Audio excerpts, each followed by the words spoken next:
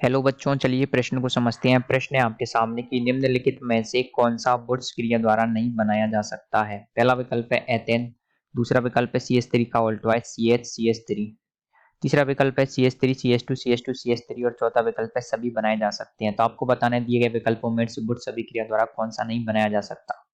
तो दिए गए प्रश्न की जो मुख्य अवधारणा होगी वो ये कि आपको यहाँ पर ये देखना है कि भाई वुड्स अभिक्रिया आपके यहाँ पर से दिए गए विकल्पों में से क्या नहीं बना सकती। तो आपको यहाँ पर क्या करना है, वुड्स अभिक्रिया को देखना है। तो सबसे पहले आप देखते हैं वुड्स अभिक्रिया होती क्या है। तो वुड्स अभिक्रिया क्या होती है, देखिए वुड्स अभिक्रिया होती है कि एल्किल हैलाइड होता है आपके सामने कोई एल्किल हैलाइड होता है, मान लीजिए RI होता है, उसकी रिएक्शन कराई जाती है सोडियम की उपस्थिति में, सोडियम से कराई जाती है शुष्क ईथर की उपस्थिति में। तो क्या प्राप्त होता है, आपको प्राप्त होता है RR।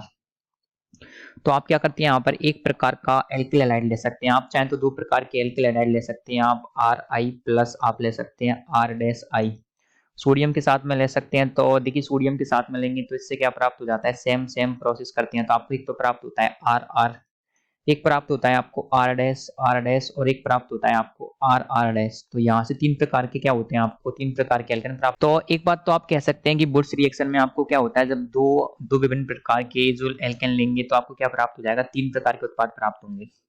तो हम देखते हैं विकल्प ए काय से बनेगा, बी काय से बनेगा, सी काय से और डी काय से। सबसे पहला विकल्प ए देखते हैं, विकल्प ए काय से बनेगा C2H6। ये कैसे प्राप्त हो रहा है, जब आप CH3I यानी कोई भी दो मेथिल आप मेथिल हैलाइड ले लेंगे तो या मेथिल हैलाइड लेने पर हो जाएगा। विकल्प बी दे रखा है आपको, देखिए विकल्प बी आपके सामने CH3 का होल ट्वाइस CH3। ये कैसे प्राप्त हो सकता है, देखिए विकल्प भी आपको प्राप्त नहीं हो सकता, इसको बनाया तो जा सकता है। किसके साथ में बनाया जा सकता है, इसको बनाया जा सकता है CH3 कार्बन CH3 और आप यहाँ पर क्या लगा दोगे, आयोडीन, और साथ में ले सकते हो आप CH3I। इसकी सहायता से बनाया जा सकता है, लेकिन क्या होता है मुख्य उत्पाद ये प्राप्त नहीं होता। हाँ, जब इन दोनों को मिलाया जाता है ना तो एक उत्पाद तो प्राप्त हो जाएगा, एक प्राप्त होगा, लेकिन बाकी के उत्पाद भी तो बनेंगे, आप उनको तो यहाँ पर नजरअंदाज कर रहे हैं। तो इस आधार पर आप कह सकते हैं कि विकल्प भी आपके यहाँ पर नहीं बनाया जा सकता है।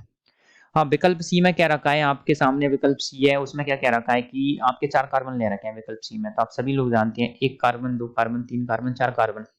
तो विकल्प सी की सहायता से बनाया जा सकता है। क्या करोगे आप, CH3 CH2I इसको ले लीजिए, आप इसको ले लोगे तो आपको क्या प्राप्त हो जाएगा, आपको प्राप्त हो जाएगा 4 कार्बन वाली एल्केन। तो जो आपके क्या है, आपके देखिए जो वुड्स अभिक्रिया होती है उसमें क्या होता है, डबल कार्बन प्राप्त होते हैं।